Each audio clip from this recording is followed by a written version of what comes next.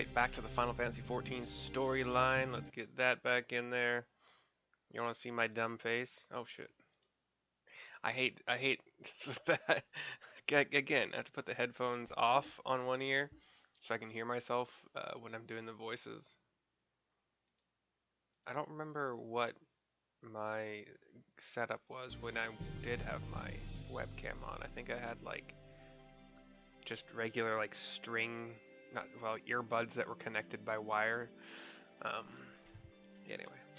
So yeah, the next story quest is Nothing Unsaid, given to us by Yashtola in the Crystarium, down the stairs from the Ocular. Um, yeah, let's see what happens here. Mercy, if you are ready, would you recount to us how the day unfolded? Then I go into my explanation. Cutscene. Please talk so I don't have to.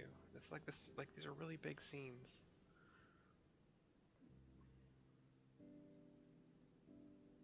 Everyone's just absorbing what I'm giving them. Damn it, seriously. So you reached out to Elidibus at the last, and his heart was moved. Here's Joel again. I'm not sure I did the right thing, and it changed nothing, or I only did as you asked. I'm not sure I did the right thing.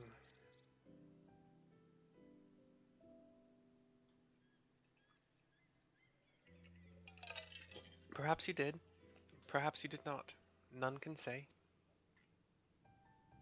But the important thing is, the violence proved unavoidable. You did at least come to an understanding of your. You did at least come to understand your foe. And in knowing his hopes and dreams, do we best remember him and his legacy. So long as they remain unforgotten, the love he and his brethren bore for one another and the star may yet be rewarded.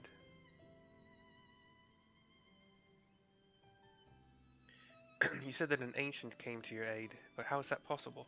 Says Alphino. A gift from Emmett Silk. He knew of Elidibus's plight. Foreseeing his own death, he made provisions to bring Elidibus's suffering to an end, lest his friend be left to continue the struggle alone. Is that what we gained from it? Fuck, I didn't notice that was... Huh. I remember those flashes of Elidibus and... Huh, interesting. There we go. Or so I wildly speculate. Okay. It is unlikely we will ever know the truth. The best we can do is to remember events as they happened, no more, no less. As the Ronkin so rightly put it, history is learned, not lived. Ah, there you all are. There you all are. Oh, sorry. Oh, Beq Lugg. My friend, we were given to understand thou wert injured. Shouldst thou not be abed? Lie down at a time like this? Don't be absurd. I would have come sooner had the guards not made such a fuss. Now, tell me what's happened. Where is the Exarch? Once more unto the breach of storytelling. We get a camera pan over to the sky, and we're back. I see. Mercy, will you show me his spirit vessel?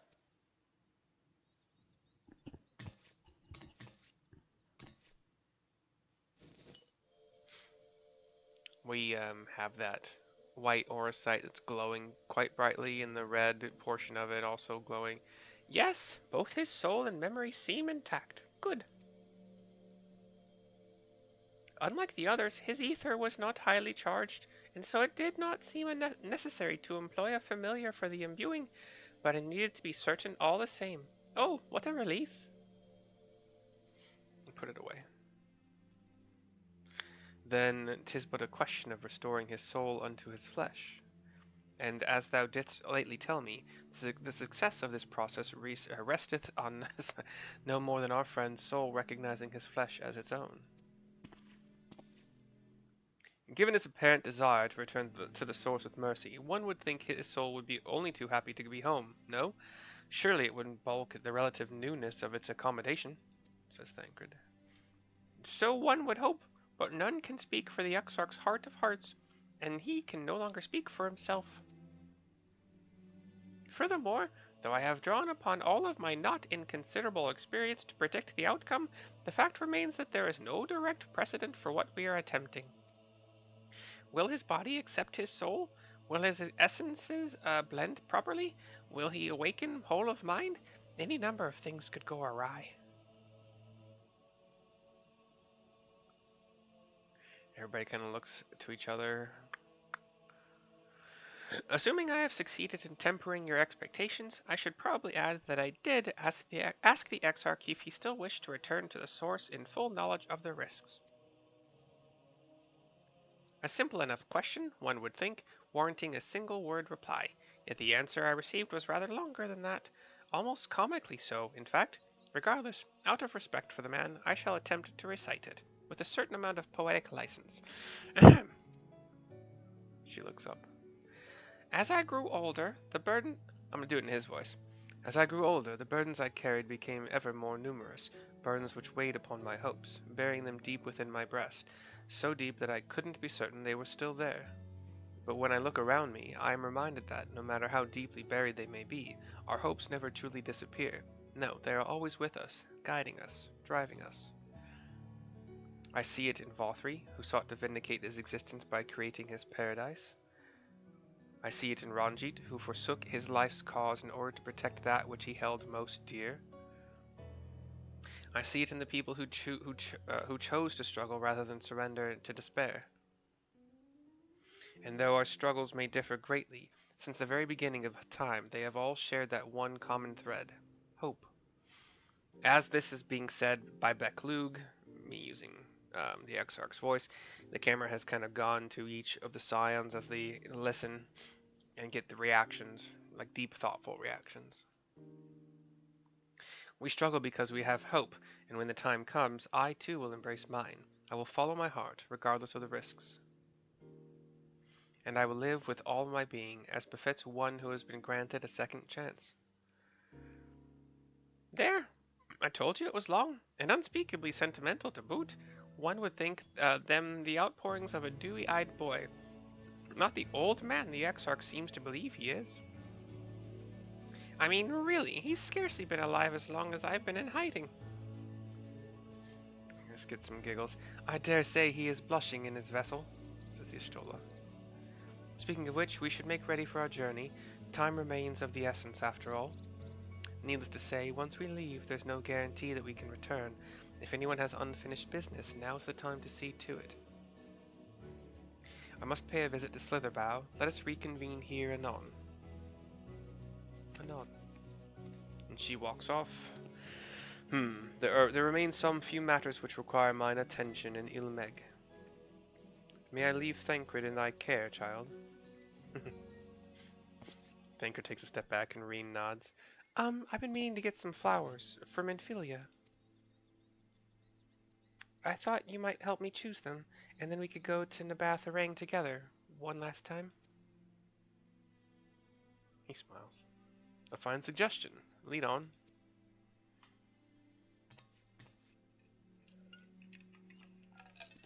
Alright, and the three of them wander off. This Thancred and Reen thing is making me sad. I'm not entirely sure.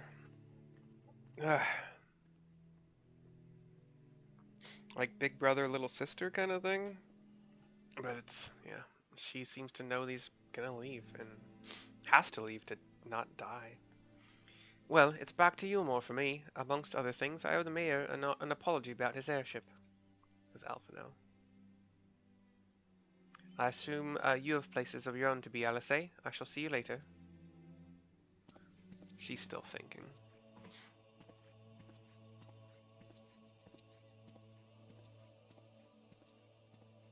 But the cutscene fades out to her thinking face. And we get to talk to her.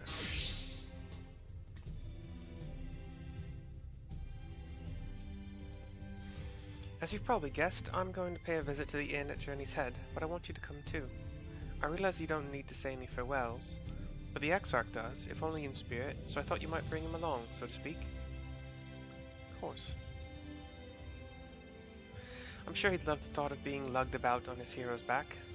So let's be off, shall we? I can't wait to see how Halric's doing.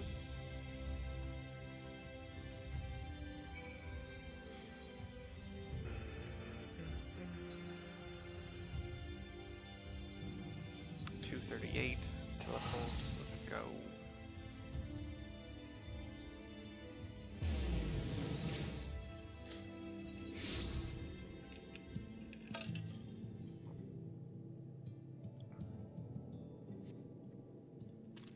Here's Alisay. I don't see a... Halric! Halric! Oh, guards, don't tell me he's wandered off again. Quickly, Mercy, we have to find him. Oh, Alisay, I didn't see you there.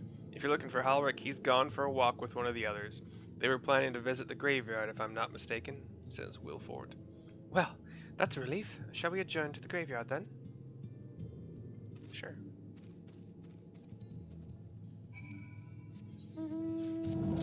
I could fly in the zone, so let us do that. Oh, don't give the free company a bad name by misspelling your in the very first message to a new member. Stupid. How hard is it to learn that? For serious. If you're saying you are, like you are bad, you're bad, it's an apostrophe. You're combining two words. If you're saying your as in it belongs to you, it's just where you are. But that's it. That's really all you have to know. That's so easy. It's so easy, guys. Anyway, here's Halric and a contented carer visiting a grave. Cutscene.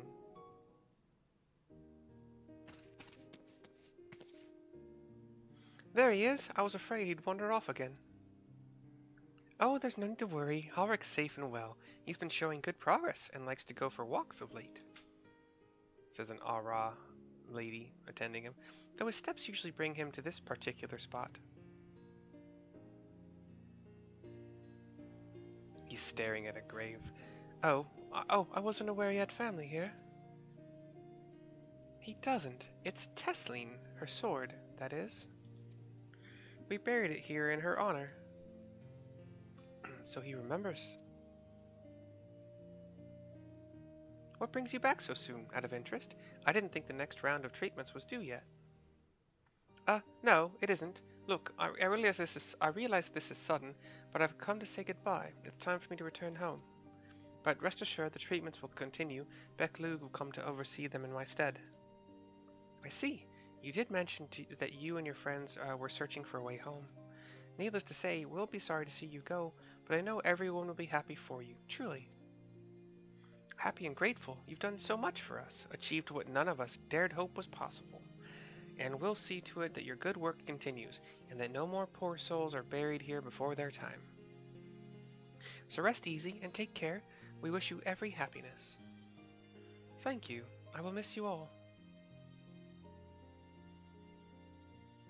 But it isn't time to say our farewells quite yet, so if there are any tasks that need doing, hunting beasts, fetching water, and what have you, just say the word. I mean to make use of every last moment here. After all, the time left to you is precious, says Halric. They're both shocked, I think. They both look at him quickly. He's still kind of staring in the direction of the grave, but that's right, Halric. That's exactly right. Those words will guide you true, so never forget them. And neither will I.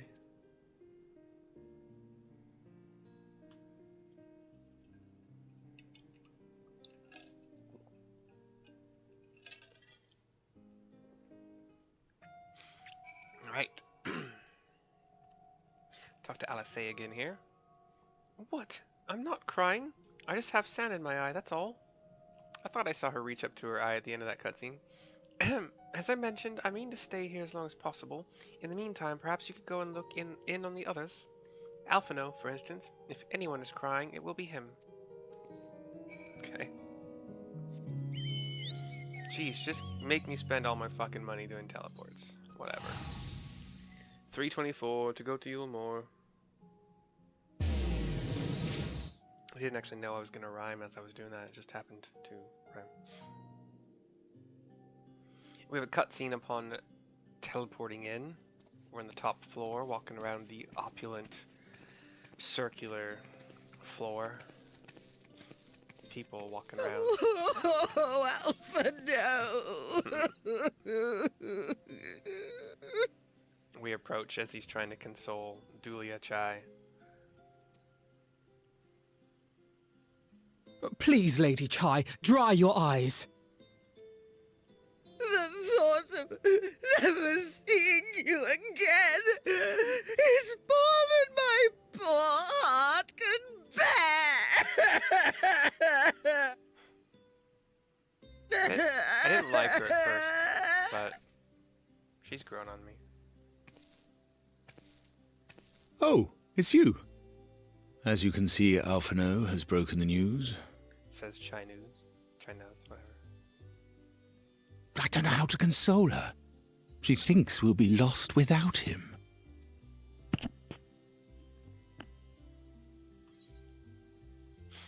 You're certainly well loved, or make sure you leave nothing unsaid, or a picture paints 1,000 words.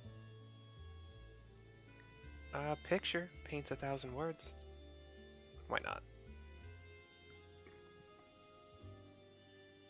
You'll never let me forget it, will you? I'll have you know I completed the promised painting in the end.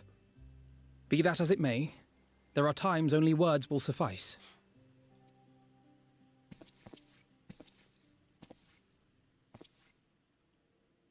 Lady Chai, I have a confession to make. I got another confession, my friends. She wipes her eyes. On the day we ousted Lord Vorthree, when I revealed the truth of his tyranny and your complicity in his crimes, I did so with great trepidation. Not out of fear that you wouldn't listen, but that you might never recover. There was a time when I too, in my hubris, believed myself worthy to lord it over others. And when the lie was laid bare, when I was forced to confront the cost, the lives lost, it all but destroyed me. To awaken from a naive dream to so harsh a reality, I would have understood had you all surrendered to despair.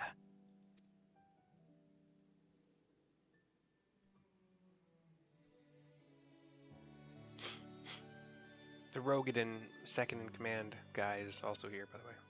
But you didn't surrender. Far from it. You picked yourselves up and rose to the challenge. You found a path forward and the strength to walk it, and to keep walking it, day after day. But what struck me is how much faster you found it than I did. Really? It felt pretty slow to me. But rest assured, we'll make Yulmore into a nation anyone would be proud to call home. Eventually.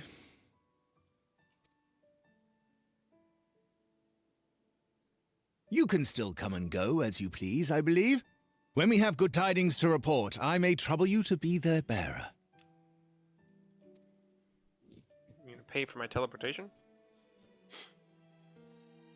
There may also be less than good tidings, in which event I hope I can trouble you for your counsel. I should be honored to provide it, Master Chai.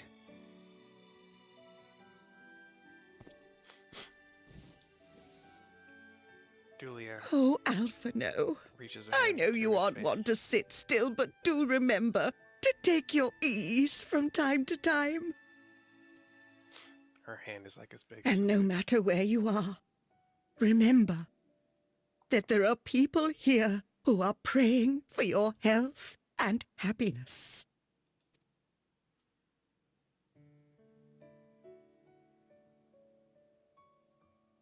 Our brave and gentle artist, you have our love, now and always.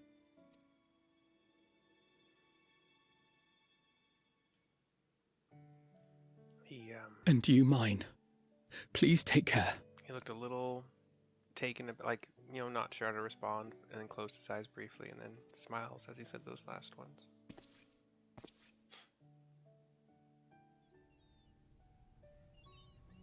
They are talking some more as the camera pans to the night sky. Some birds flying.